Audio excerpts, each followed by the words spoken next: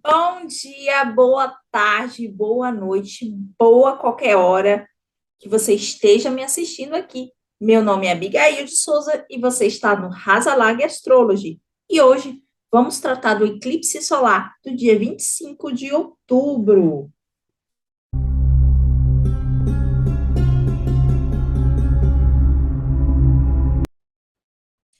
Aberta a temporada de eclipses 2022, parte 1. Vamos lá, para quem não tem conhecimento astronômico, eu vou fazer uma pequena revisãozinha daquela aula de ciências da sexta série. O eclipse é uma zigzia, ou seja, sempre é uma lua nova ou lua cheia que ocorre nos cruzamentos da órbita da Lua e da Terra. Ou seja, sempre quando a Lua, a Terra e o Sol estiverem alinhados, vai ter um eclipse. Quando é a Lua que está na frente da Terra, fazendo uma sombra e tapando a visão do Sol, ela é chamada de eclipse solar. Quando a Lua está na sua fase cheia, oposta ao Sol, e a Terra fica entre eles, e a sombra da Terra se projeta sobre a Lua, este é o eclipse solar, certo? Eclipse lunar, pessoal, desculpem.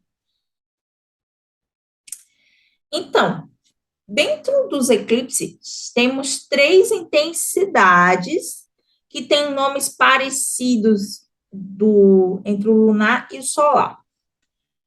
O eclipse solar pode ser total, quando ele está perto do Equador e a Lua tapa 100% da luz do Sol, fazendo essa mancha preta aqui. Pode ser parcial, quando deixa essa meia-lua aqui no Sol, na frente do Sol. E ele é em latitudes intermediárias. E, por fim, o eclipse anular, que por causa da latitude ou da angulação entre as órbitas da Terra e da Lua, a Lua não consegue tapar 100% a esfera solar. Então, ela fica como se estivesse um anel de fogo ao redor do Sol. No, na, no eclipse lunar, acontece o seguinte: ele pode ser total, então a sombra da Terra cobre a Lua, e o início do eclipse, ele forma tipo, a Lua fica essa coisa meio amarronzada aqui, como se fosse uma castanha, como se a Lua estivesse pegando fogo. O segundo eclipse também chama parcial, que a sombra só pega um pouquinho da Lua, mas não por inteiro. Ela passa a sombra passa só numa parte. E o último é penumbral, que a Lua permanece da mesma cor, só fica um pouquinho mais escuro e depois fica normal. Nesse penumbral, ele fica bem discreto, só diminui a intensidade da luz da Lua. E ao final do eclipse, aumenta de novo a luminosidade da noite.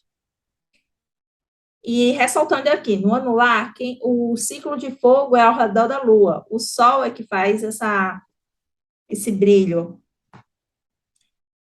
Então, a intensidade do eclipse fica maior à medida que o eclipse sai do polo da Terra e vai para o meio da Terra, na linha do Equador. O eclipse do dia 25 de outubro vai ser eclipse solar parcial, ok? Então, temos aqui a área de visibilidade astronômica do eclipse. O eclipse vai ser visto nessa área, dessa linha verde. Esse gráfico está no site da NASA, pessoal. Então, nessa linha verde, vai ser a visibilidade maior do eclipse. E essa linha rosa vai ser onde terá maior intensidade da escuridão do eclipse. Nessa linha pontilhada, haverá uma variação de intensidade de movimentação da Lua, certo? Esse xizinho aqui embaixo vai ser a latitude a partir da qual não se verá nem o resquício do eclipse, certo? Então, para a astrologia, o eclipse afeta de forma mais intensa as regiões onde ele é visto e observável. Ou seja, para todas as outras regiões da Terra, esse eclipse vai ser uma mera lua nova. Então, as áreas afetadas serão Europa, a partir da Espanha até Moscou.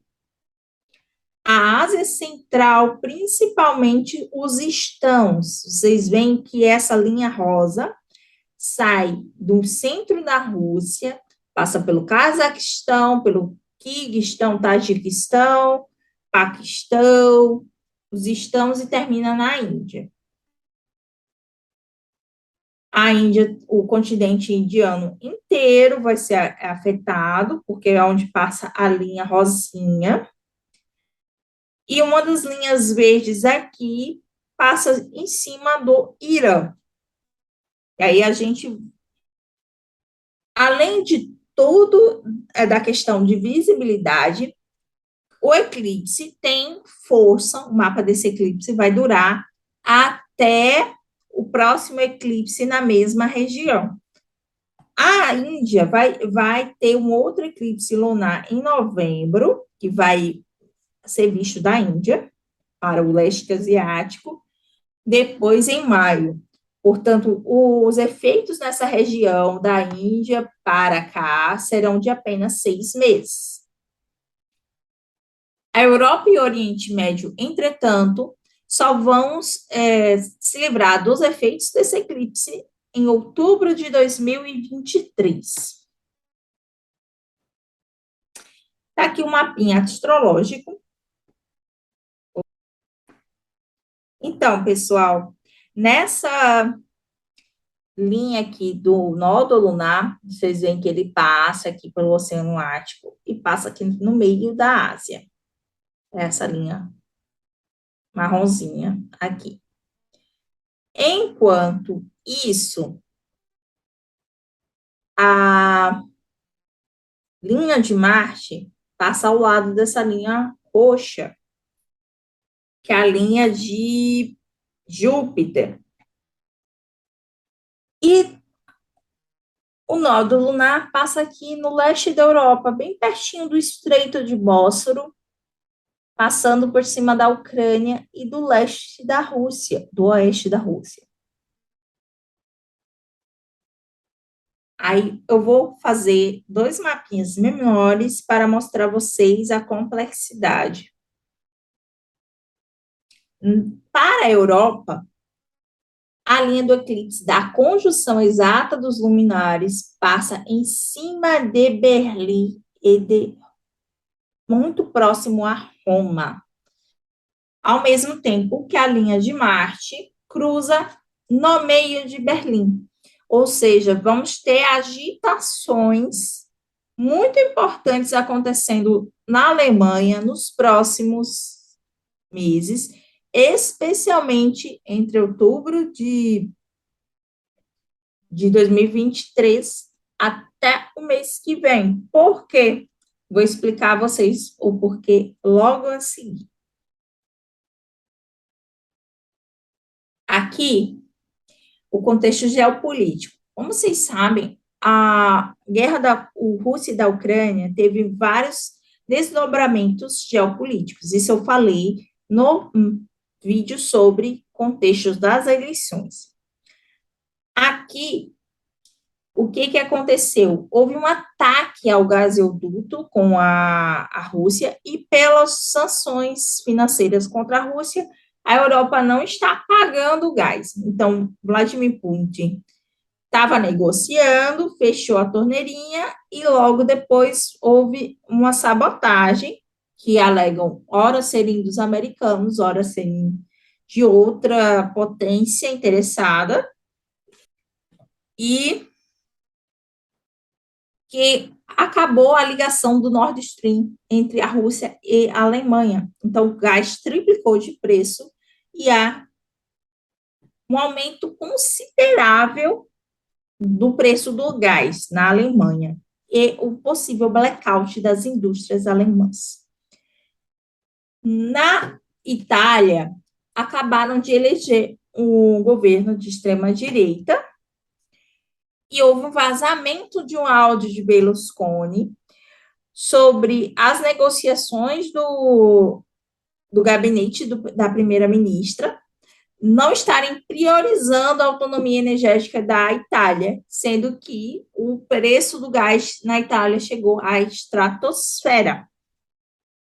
Então, ele como responsável, parte do gabinete, por ter feito parte da coalizão que a elegeu, ele estava tentando negociar uma reaproximação com Putin para poder negociar gás barato com a Itália. Isso caiu como uma bomba e houve pressão internacional para um pronunciamento da primeira-ministra, que teve que negociar pró-OTAN e pró-União Europeia. Além disso, na Europa, continua o contexto de conflito entre Grécia e Turquia, que a Turquia está considerando como suas essas ilhazinhas em laranja, bem próximas ao litoral da Turquia. Então, há uma movimentação na fronteira de ambos os países e uma possível declaração de conflito armado. Só que tem uma questão: ambos são da OTAN. Aí vocês veem que esse nó do norte está passando bem em cima de Atenas. É sobre isso, pessoal. Adoro astrologia por isso. Em relação ao centro da Ásia, aqui temos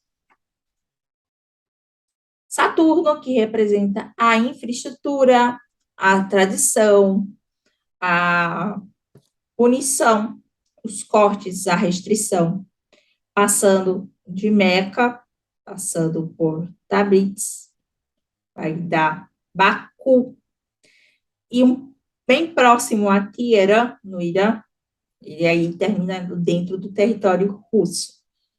Então, pessoal, a gente está tendo, além de conflitos aqui entre a Armênia e o Azerbaijão, o Azerbaijão é produtor de gás, mas cujo gasoduto passa pela Armênia, e há protestos em toda Irã por causa da morte de uma jovem que se contrariou a polícia para não cantar um determinado hino religioso e ela foi morta pela polícia.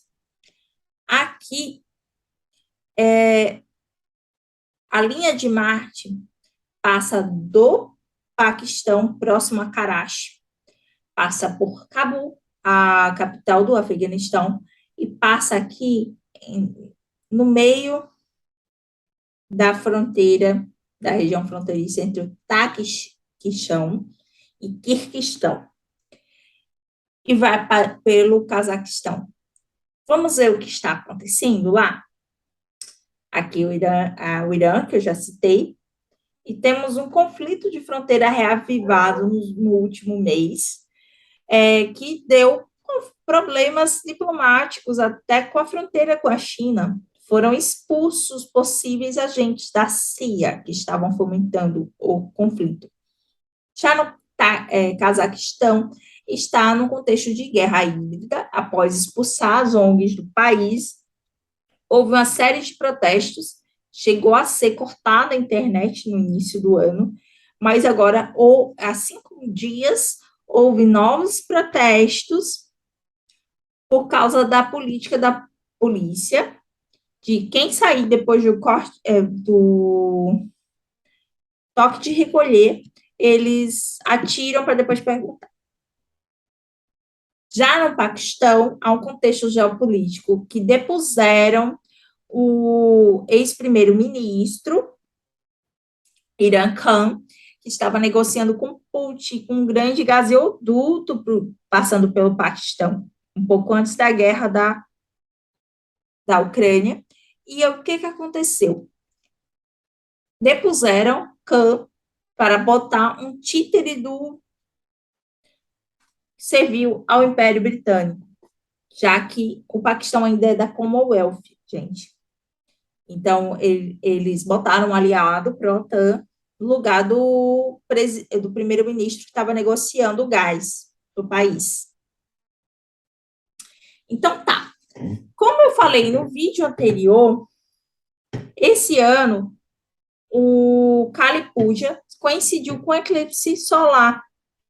Então, a Kali é a patrona desse eclipse que simboliza a vitória do bem contra o mal e dos grandes expurgos. As estrelas que estão ascendendo.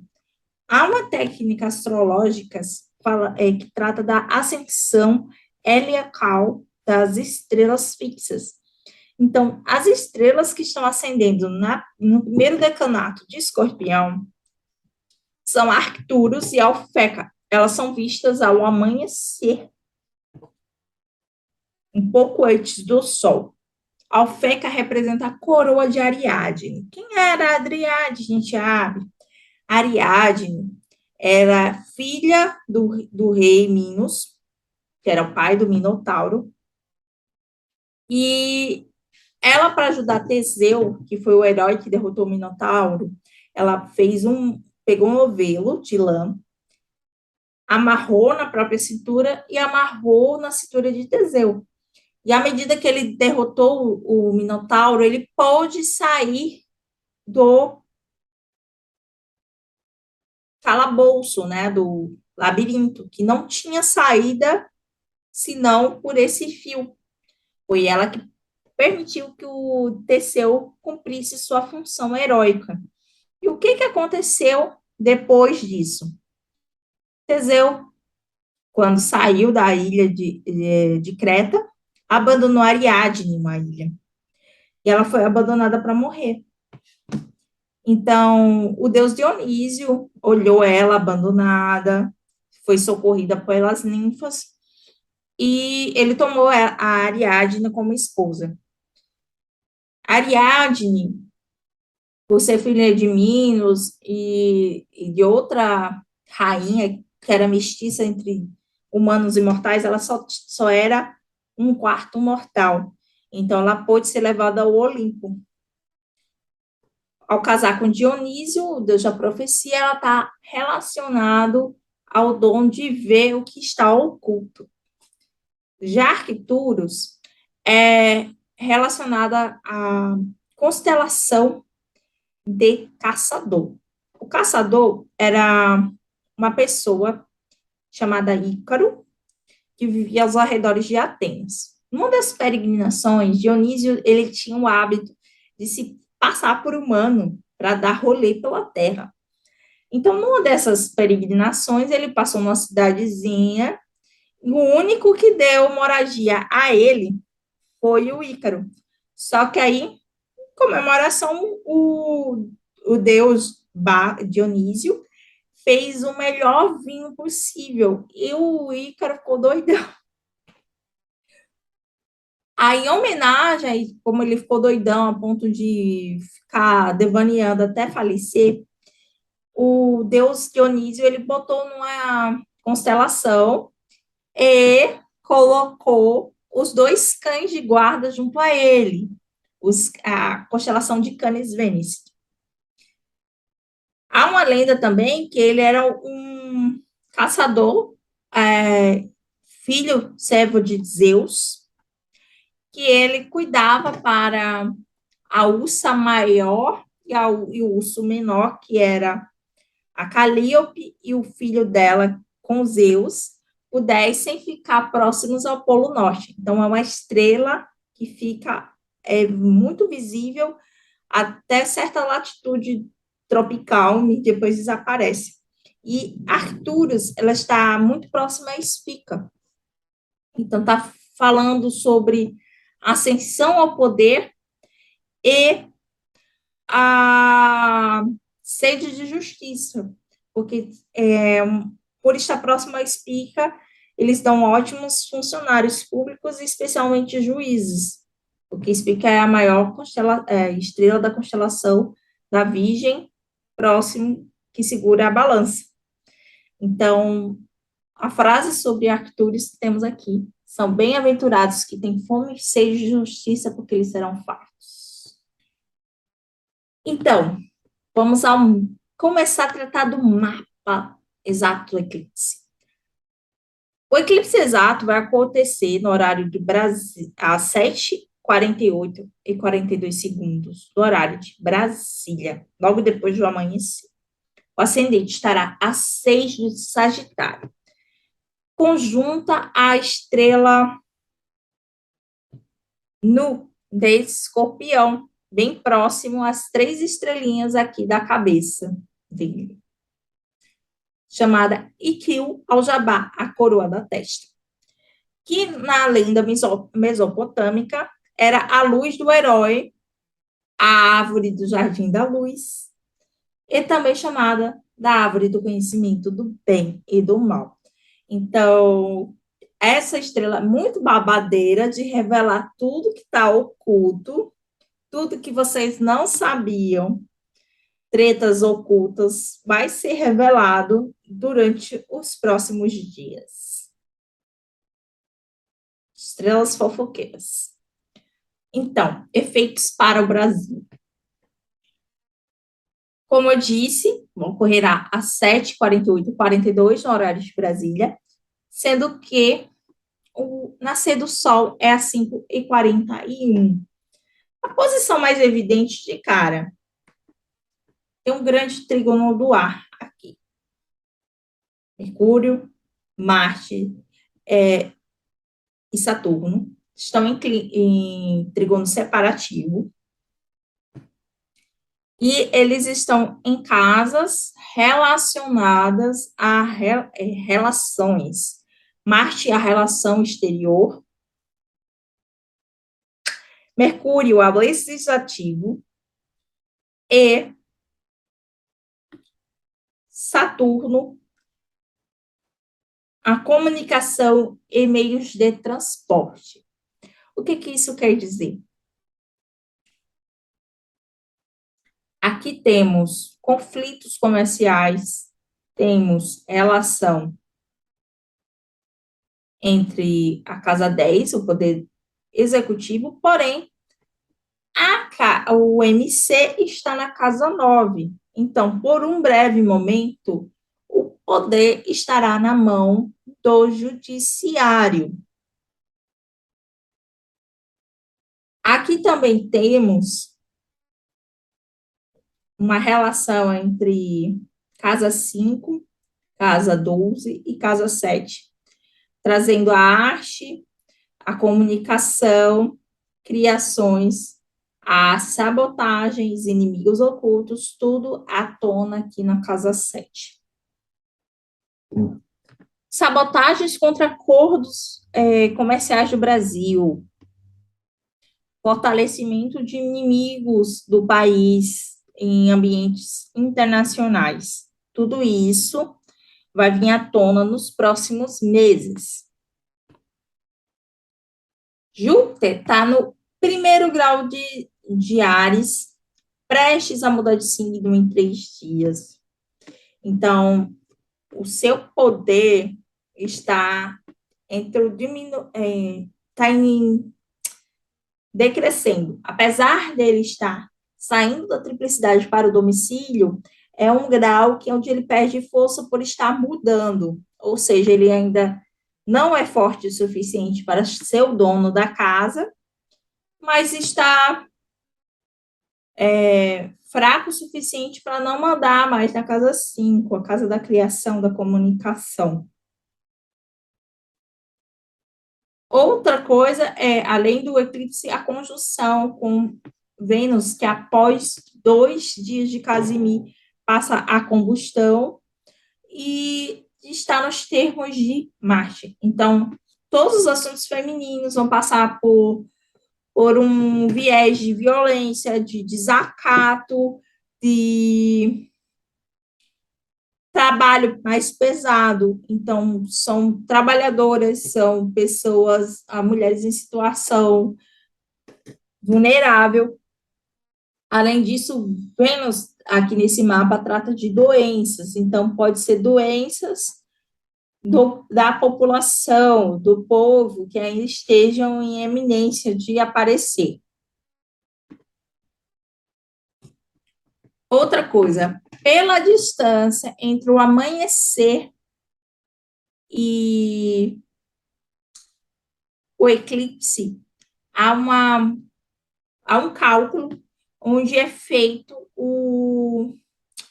a duração dos seus efeitos. Primeiro, pelo eclipse estar entre o nascer do Sol e o MC, ele vai acontecer nos próximos 4 meses, iniciar seus efeitos. Por estar na primeira casa, começarão a partir do mês que vem, ou seja, até 25 do 11, teremos muita treta e gritaria. Tudo que estiver oculto, tudo que tiver ainda, esqueletos no armário, tudo vai aparecer. Os seus efeitos, entretanto, eles durarão até 2 anos em um mês, ou seja, até o próximo ciclo eleitoral de eleições municipais, vamos estar cavucando as consequências que serão cometidas aqui. Por estar dentro do decanato e dos termos de Marte, o eclipse traz como temas a conquista do poder, militarismo, tretas, doenças e secas. A falta d'água e de algum acidente envolvendo águas, recursos hídricos, peixes, todo esse ciclo de chuvas podem vir à tona nesses próximos 2 anos, tanto por vias naturais quanto por vias de secas. Como o eclipse ocorre na casa 11 e Marte na 7, há um reforço dos temas de guerra comercial, sabotagem, presos, revoltas e greve na saúde.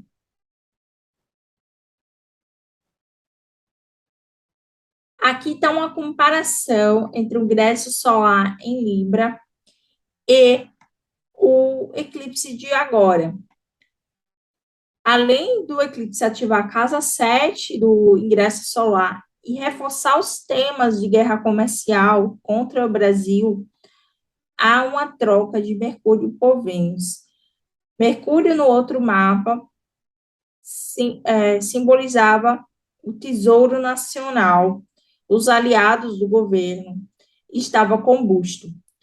Agora, ele se encontra atrás do Sol, abrindo o caminho do Sol, enquanto Vênus passou o Sol há poucas horas. Então, ela ainda está combusta, ela passa a ficar ocidental, a ser a estrela vespertina, e ela passa ao sexto noturno. Então, ela passa a ser reclusa a um período de maior introspecção, de ser menos ativa, mais receptiva. Como a Vênus desse mapa do ingresso solar em Libra, ela também é o ascendente do Brasil, representando o povo, o fato dela estar combusta em exílio pode significar um final de uma certa melancolia. O final de festa e final de feira não tem nada que preste, já dizia meu avô. Então, há uma certa cansaço, e ela rege a 6 do ingresso solar em Libra, que também reforça os temas de trabalhadores braçais e doenças. Sobre magia em eclipse. Eu quis tratar do maior número de assuntos possíveis, porque teremos um eclipse lunar daqui a 15 dias, então eu vou remontar esse vídeo aqui para não ter que repetir no próximo, tá, pessoal? Eu sou adepta da magia do caos, que é faça você mesmo, basicamente. Então, tem um ditado na magia do caos que diz que toda pergunta começada eu posso fazer, você pode. Sim. E toda pergunta começada com tem problema, a resposta é não faça. Ou se fizer, você tem que perguntar como eu amenizo esse problema. Sobre eclipses solares e magias, ao contrário do que muito astrólogo fala, toca o terror, que você tem que se trancar em casa e não aparecer na rua por 10 dias. Colegas, se você gosta de fazer uma fezinha, se você gosta de acender suas velas, então eclipse solar é ótimo para você fazer banimento, cortes e encerramentos. Sabe aquele ciclo que você não está legal, você quer cortar uma doença, você quer cortar um emprego que é mal remunerado, você quer cortar um relacionamento abusivo, você quer cortar qualquer coisa que te faça mal. Então, você aproveita o eclipse e pede, canaliza essa energia para cortar. Outra coisa que é bom para fazer, coisas que você precise de sigilo. Ou seja, além de você fazer no escondidinho, você pode dar um plus de pedir proteção para se manter discreto no momento que você estiver fazendo suas coisas, de ninguém ir atrás de você, você não ser descoberto e você fazer o que precisar ser feito. Outras magias vão depender do mapa do eclipse, mas a tia Abby vai ser boazinha, vai explicar o que você pode fazer, mas vocês que procurem as receitas na internet, tá?